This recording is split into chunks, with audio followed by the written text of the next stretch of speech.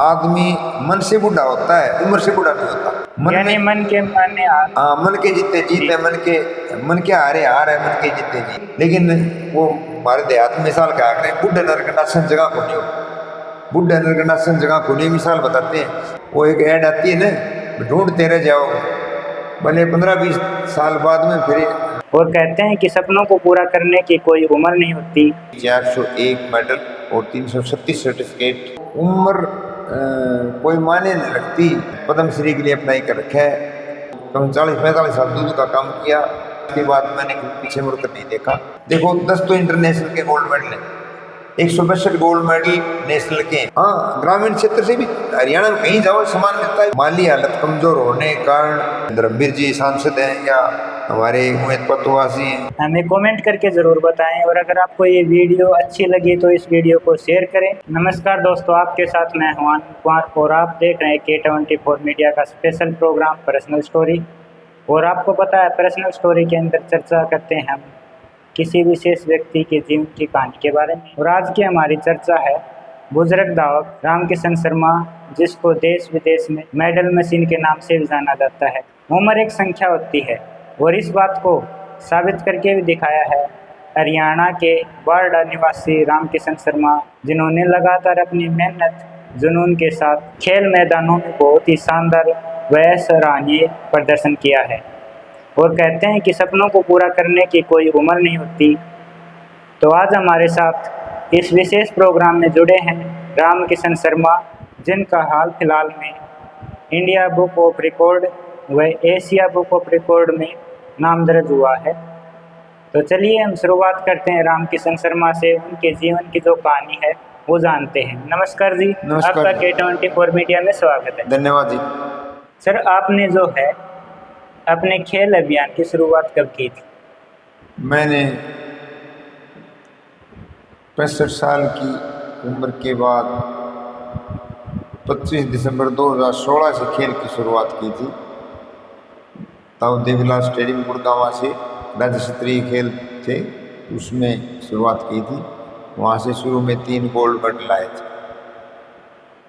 आपको लगभग खेलते कितना टाइम हो चुका है? और खेलते मैंने 25 दिसंबर 2016 शुरू करके 26 दिसंबर 2025 तक ये जो मेडल जीते हैं, ये सारे उस टाइम तक खाली 9 साल की अवधि में ये मेडल प्राप्त किए हैं, जिसमें 2 साल कोरोना काल के भी इसके अंदर ही शामिल।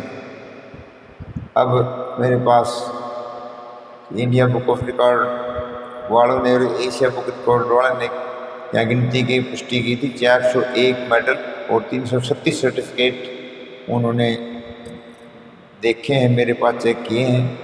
तो उसमें मेरा नाम गिनीज बुक के लिए तो अब एप्लीकेशन करेंगे, भरेंगे। अब 2 बार तो इंडिया बुक ऑफ रिकॉर्ड में नाम आ चुका है और 1 बार एशिया बुक ऑफ रिकॉर्ड में नाम दर्ज हो चुका है मेरा। 1 बार इंडिया बुक में तो जो मेडलों की संख्या है इतनी अधिक, इतने कम समय में, और दूसरा इंडिया बुक ऑफ रिकॉर्ड में नाम दर्ज हुआ है। कोरोना काल में मैंने हमारी आर्य समाज की टीम के साथ घर घर जाकर शुक्राना वितरण किया था, मास्क वितरण किए थे। और मैंने 70 साल की उम्र में अपने कमर पे टंकी लाद के सरकारी गैर सरकारी जो इमारतें हैं, सारी सरकारी कार्यालय हैं, उनमें कमर पे टंकी लाद के मैंने सैनिटाइज किया था। और यानी कि सामाजिक कार्यों के लिए आपका नाम दर्ज किया गया है दूसरा। जो समाज में कोरोना काल में इतने भयंकर विपत्त परिस्थितियों में मेरे वो कह रहे थे आप मरोगे, लेकिन मेरे बुखार भी नहीं हुआ। तो अब जो है आपका अगला लक्ष्य क्या है? अब मैं 30-35 साल से नशा मुक्ति अभियान छुड़ा हूँ। अब मैंने 3 दिन पहले ही जो नशा मुक्ति अभियान के लिए एप्लीकेशन, जो इंडिया बुक में नाम दर्ज कराने के लिए एप्लीकेशन लगाई है, उसमें गांव की मेरे पास जो गांव पंचायत ग्राम पंचायतों द्वारा मेरे को सम्मान पत्र दिए गए, वो 42-43 सम्मान पत्र मेरे पास मिले हैं। मेरे को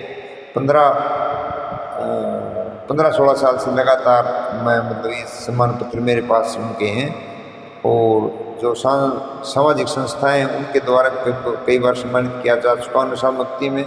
और प्रशासनिक अधिकारियों द्वारा भी, जैसे डीसी साहब, एसपी साहब, एसडीएम साहब, जिला स्तर पर, उपमंडल स्तर पर कई बार सम्मानित किया जा चुका हूँ।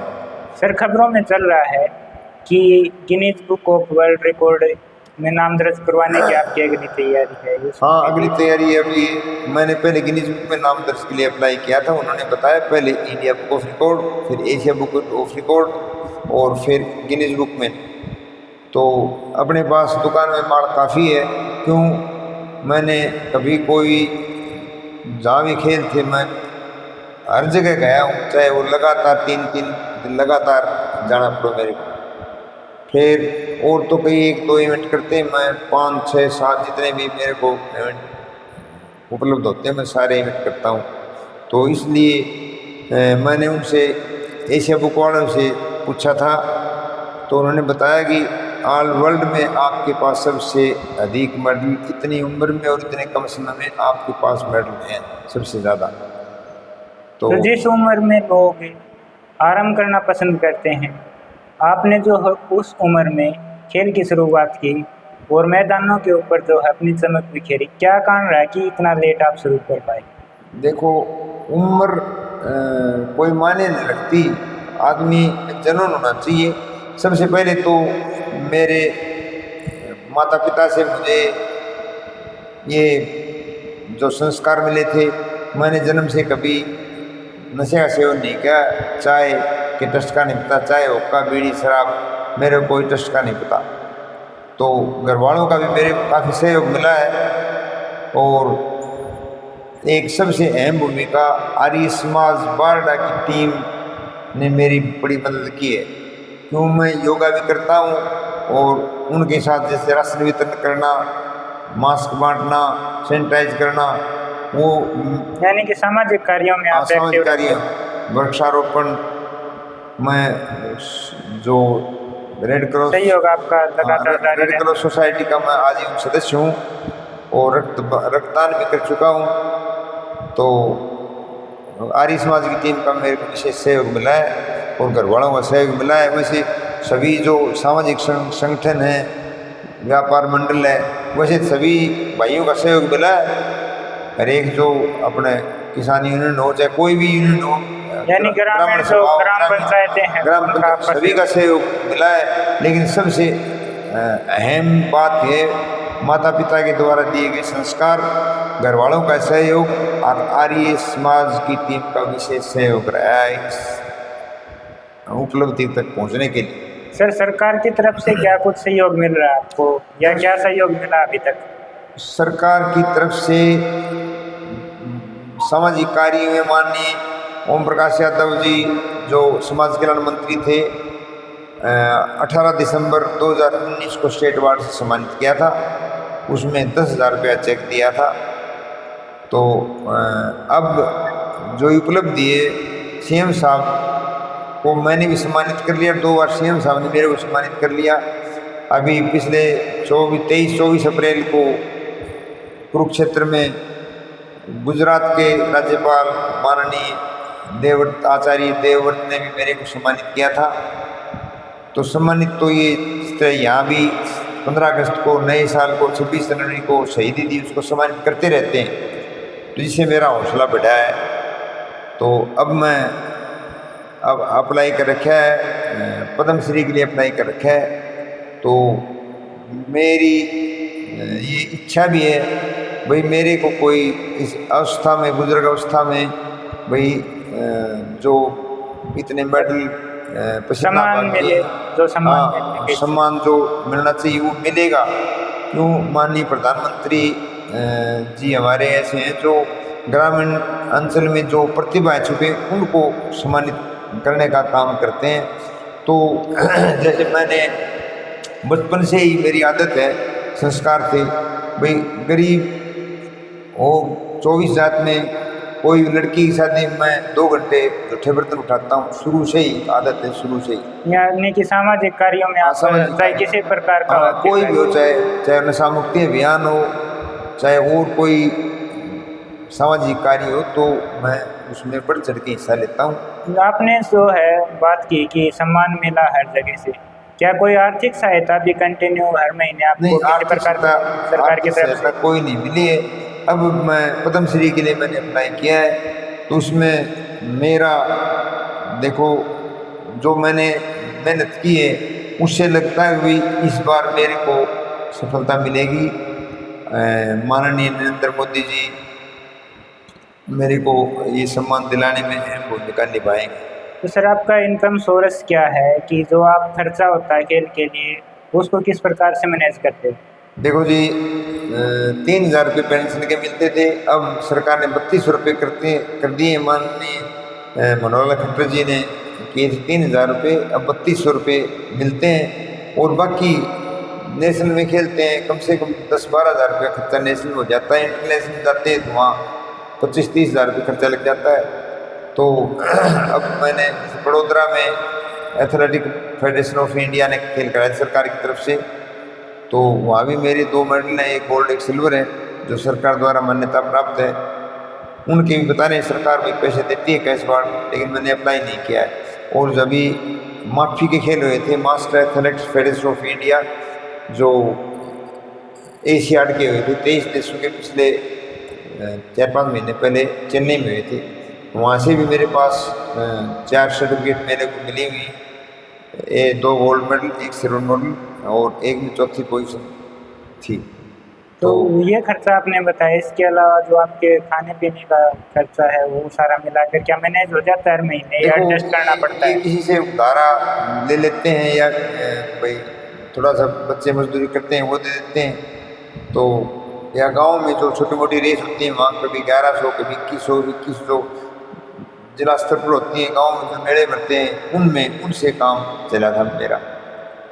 तो 65 साल की उम्र में आपने खेलना स्टार्ट किया, उससे पहले की जो आपका जीवन रहा है उसके बारे में थोड़ा सा आप बताएं। देखो, पहले मैंने दूध का काम किया, दूध सप्लाई किया। 100 किलोमीटर रोजाना मैं साइकिल चला के दोनों टाइम, मतलब 25 किलोमीटर गांव पड़ते थे। भिवानी दूध डाला करता था उस टाइम में, छाननी के लोगों को लाते थे, 8 किलो भैंस का लाते थे, रुपये किलो डाला करते थे भिवानी। ये 72-73 की बात है सारी। तो कम 40-45 साल दूध का काम किया। उसके बाद में भाई किले भी जमीन के भी थोड़ी 1.5-2 किले आता है हमारा, यानी कि एक सामान्य किसान। सामान्य किसान। और अब फिर ये बिजनेस नाशपात का काम किया, मजदूरी वाली हमें मजदूरी करते हैं, मजदूरी ही हो क्या।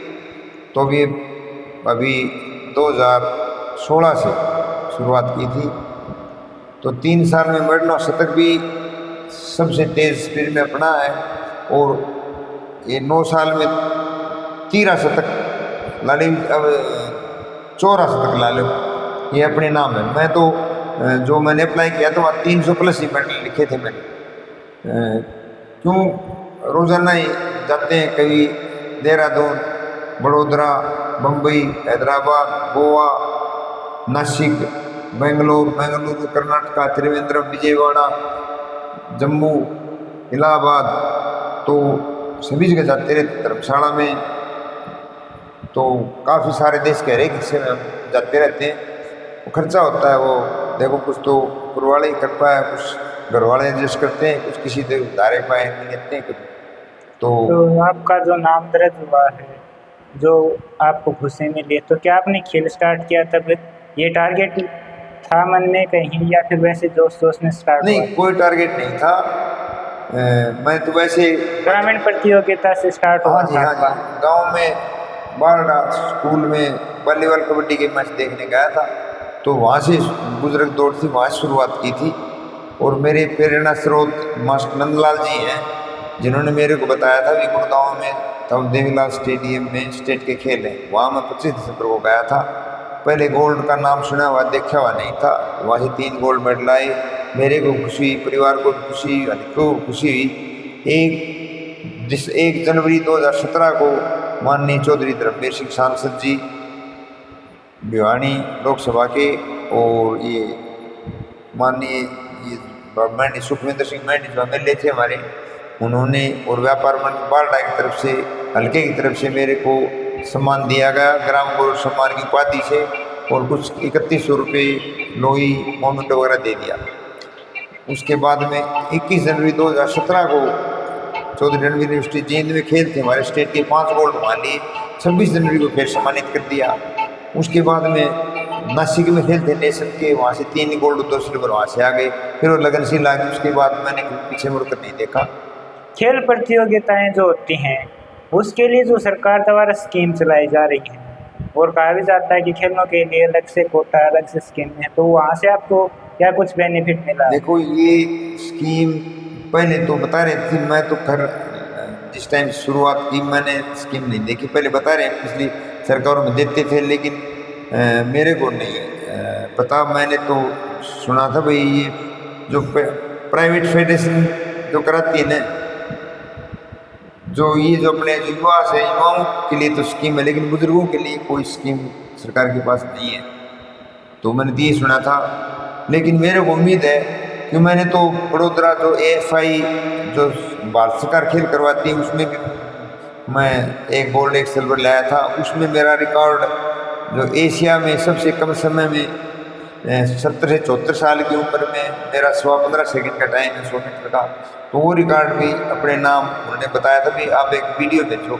वीडियो मैंने उनके पास वो समाचार दिया था, तो ये मुझे वीडियो भेजो, स्क्रीन लगी हुई थी वहाँ, तो वीडियो भेजते मैं क्लेम कर दूँगा भी एक इंडिया बुक ऑफ रिकॉर्ड में नाम उसमें भी दर्ज होगा मेरा।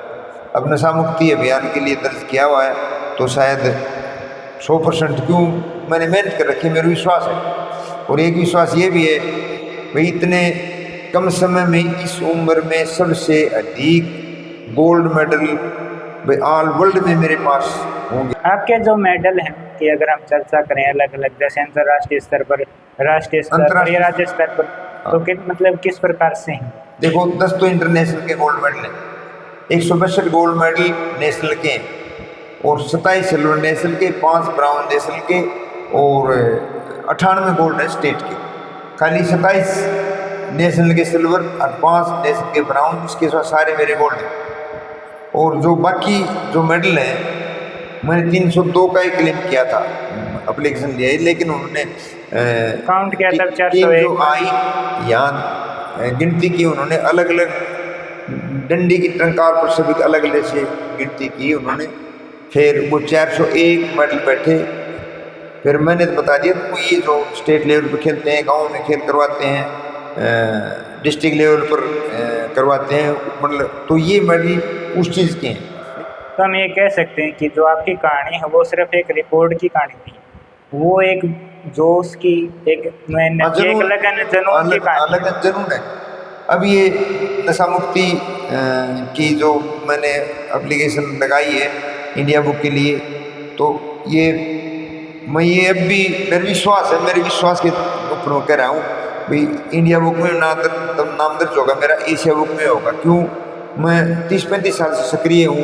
अब मैं कावड़ लाने के लिए गया तो वहाँ भी मैं लोगों को, बच्चों को धार्मिक आस्था में भी काफी आप मेरे चौन कावड़ हो सके, तो मैं उनको रास्ते में आते हुए, चाहे प्रशासन हो, चाहे वो कावड़ लाते हो, भगत हो, कोई भी 10-20 की टोली हो, बीड़ी गुटखा पीते हुए मिल जाते हैं, तो मैं 15-20 वीडियो मैं बना के लाया हूँ, अभी लाया हूँ। यानी कि जो आपको सबसे ज़्यादा सहयोग है वो अपना जो ग्रामीण क्षेत्र है, बारडा क्षेत्र, वहाँ से जो है अच्छा सहयोग मिल रहा है। हाँ, ग्रामीण क्षेत्र से भी हरियाणा में कहीं जाओ सामान मिलता है। जैसे अब 5 दिन पहले ये भद्रगढ़ के पास पलय गाँव है, पल, वहाँ पंचायत ने मेरे को बुलाया था, वहाँ सम्मान दिया, बहुत बढ़िया।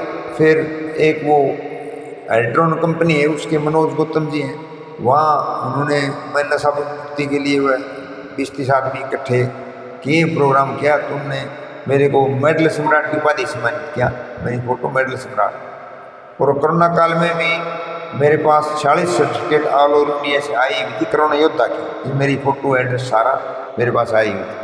फिर अगले दिन फिर 15 अगस्त को यहाँ माननीय SDM साहब ने सम्मानित किया। उसके बाद में फिर भद्रगढ़ सम्मानित किया, जो हरियाणा प्रदेश के ब्राह्मण सभा के अध्यक्ष जिले सिंह जी हैं, उन्होंने। जो युवा जनरेशन है वर्तमान में, तो तो उनको आप क्या संदेश देना चाहते हो, जो उनका एक लक्ष्य होना मैं चाहिए? युवाओं को संदेश देना चाहता हूँ कि आज का युवा नशे की गिरफ्त में है। वो बीड़ी सिगरेट हुक्का, आजकल हुक्के का प्रचलन चल गया काफ़ी, हुक्का शराब जर्दा गुटखे खाते हैं। तो मैं उनको संदेश देना चाहूँगा, क्योंकि नशा नाश की जड़ है, नशे से बचो। जिस तरह दिमक पेड़ की जड़ों को खा जाती है, उसी तरह नशा अंदर की सारी जो हमारी पावर होती है उसको ख़त्म कर देता है। जड़ें खोखली वृक्ष से होती है, इस तरह जड़ें खोखली हो जाती हैं, किसी को कैंसर हो जाता है। जैसे पंजाब में मैंने सुना था भी नशा बहुत ज़्यादा है, तो वहाँ से ट्रेन चलती है बीकानेर के लिए, कैंसर ट्रेन नाम है उसका, सारे कैंसर के मरीज जाते हैं। अगर इस टाइम में हम बात करें हरियाणा की, तो हरियाणा में भी हम वो ये नहीं कह सकते कि नशे की जो संख्या है वो खूब ज़्यादा नशा है। मैं तो जी हरियाणा सरकार से भी मैं ये प्रार्थना करूँगा कि युवाओं को, हमारे देश के युवाओं को बचाने के लिए प्रशासन भी इस बात में मदद करे। ये जो बीड़ी गुटखा जर्दा वगैरह ये बंद किए जाएं। और एक ही जो मैं कावड़ लेता हूँ, लेकिन रास्ते में देखता हूँ ये डाक कावड़ होती है, मैं देखो वो नहीं करता, लेकिन ये करता हूँ नशे से उनको बचाने के लिए सरकार प्रयत्न करे और हमारा समाज नशे की गिरफ्त में ना आए, हमारा देश नशे से बचे।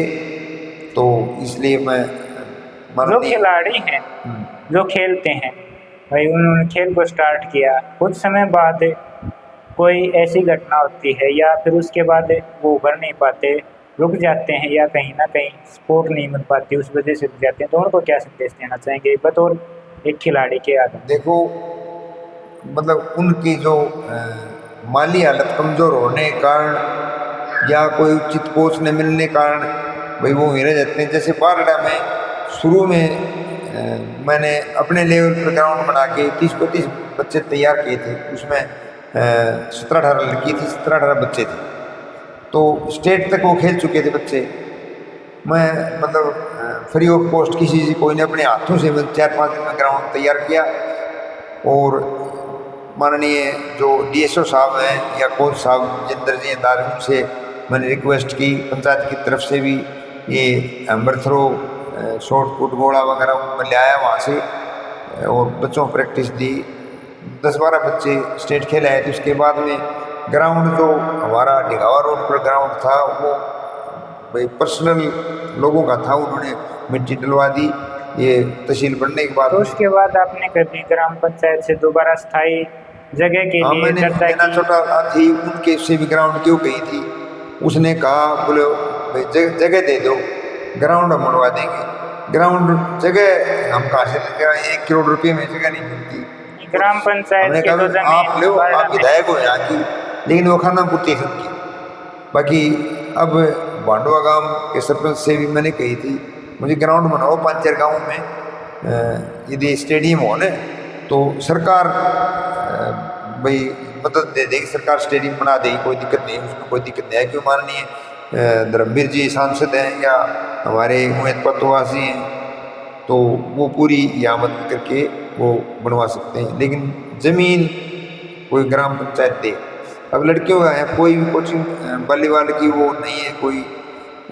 मेरी पोती जो स्टेट खेल के आई थी उसकी हाइट 5 फुट 9 इंच के करीब है, लेकिन बाहर भेजने का कोई धर्म नहीं है। तो साथ और लोकल में अपने यहाँ पर खेल कोई के लिए स्टेडियम का ग्राउंड नहीं है, तो ये समस्या होती है बच्चों से। लड़कियाँ काफ़ी कामयाब, वैसे 5-4 बच्चे अपने वो किए हुए नौकरी लग गए, भगवान की मैं शुक्रिया अदा करता और हूँ। जो आपकी एज में व्यक्ति जो है मतलब आराम करना पसंद करते हैं और कुछ टाइम के बाद जो है वो चलने में देखो, दिक्कत वगैरह हो जाती है, उनको क्या संदेश? आदमी मन से बूढ़ा होता है, उम्र से बूढ़ा नहीं होता। यानी मन के माने मन के जीते जीत है, मन के हारे हार है, मन के जीते जीत। तो मैंने कभी पहली बार तो बुखार हुआ है नहीं, मैं सुबह 3:30 बजे 4 बजे उठ लेता हूँ। लास्ट क्वेश्चन मैं चाहूँगा कि मतलब सरकार से आप क्या अपील करना चाहते हो? युवा वो बच्चे हैं खेल रहे हैं जिनकी आर्थिक व्यवस्था नहीं है या जिन क्षेत्रों में खेल सुविधाओं का अभाव है, तो वहाँ पर क्या कुछ सरकार को कदम उठाने चाहिए, और जो बुजुर्ग आप जितनी एज में जो खेल रहे हैं उनको सरकार, उनके लिए आप सरकार से क्या अपील करना चाहोगे, किस प्रकार का सहयोग उनको? देखो जी, बच्चों को वैसे सरकार तो काफ़ी सरकार की योजनाएं हैं बच्चों को खाने के लिए भी, और उनकी व्यवस्था डाइट का सरकार देती है। जो प्रतिभावान बच्चा है ना उसके लिए सरकार देती है, लेकिन वो हमारे देहात में मिसाल क्या करें, बुढ़े नरकंडासन जगह को नहीं हो, बुढ़े नरकंडासन जगह को नहीं मिसाल बताते हैं भाई। सरकार को मैं तो ये भी प्रार्थना करता हूँ, सरकार बुजुर्गों को भी प्रोत्साहन राशि दे। क्यों, युवा उनको तो दोनों हाथों से सरकार बांट रही है भाई। जो मेडल लाते हैं ओलंपिक में, एशियाड में, कहीं से लाते हैं तो उनको सरकार देती है, लेकिन बुजुर्गों को भी सरकार द्वारा सम्मानित किया जाना चाहिए, जिससे क्यों, बुजुर्ग तो एक धरोहर है किस्म की। वो एक ऐड आती है ना, ढूंढते रह जाओगे, भले 15-20 साल बाद में फिर यदि इनको कुछ नहीं थोड़ा बहुत सम्मान मिला तो हाँ, तो फिर आगे खेलना बंद कर देंगे। इवन से बच्चों को भी, बच्चों में जागरूकता आती है, बुजुर्ग भाई 70 से 75 80 साल के बुजुर्ग खेलें तो तू भी खेल, तो उसमें थोड़ा हौसला युवाओं का बढ़ जाता है। अब मेरे से कई पूछते हैं कैसे भागना चाहिए, तो जैसी भी मैं मेरे को थोड़ी बहुत आती है उनको बता देता हूँ। एक ये भी है कि जो प्रोत्साहन राशि है, जो मेडल लेके आते हैं उनको तो मिल जाती है, लेकिन जो आमतौर पर जो खिलाड़ी रूटीन से प्रैक्टिस करते हैं तो उनको जो राशि मिलनी चाहिए, जो या उनका बजट आता है वो उन तक पहुंच नहीं पाता। ऐसा भी कई बार सुनने में मिलता है। उनका बजट तो जिसने कोई प्रतिभा स्टेट नेशनल खेल रहा हो तो पहले तो मेहनत करनी पड़ेगी, पसीना बहाना पड़ेगा, उसके बाद में सरकार देती है। वैसे सुना है मैंने तो काफ़ी प्रोत्साहन देती है बच्चों को। नहीं, बच्चों को सरकार की तरफ से जो ये है कि भाई जो स्कीम है उसके पैसे आ रहे हैं, लेकिन बच्चों तक नहीं पहुंच पाते। कई केसेस में ऐसे आते हैं। सब रंग की दुनिया है।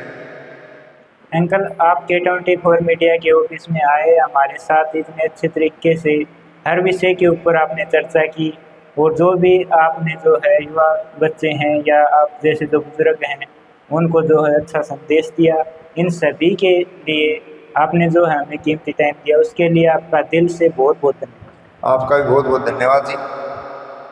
तो ये थे रामकिशन शर्मा, जिन्होंने खेल के साथ साथ जो सामाजिक या फिर धार्मिक जो विचारधारा उसमें भी ये जो है अपना सहयोग या भूमिका निभाते रहते हैं। आपको ये कहानी कैसी लगी हमें कमेंट करके ज़रूर बताएं, और अगर आपको ये वीडियो अच्छी लगी तो इस वीडियो को शेयर करें और लाइक करें, और जुड़े रहिए K24 मीडिया के साथ।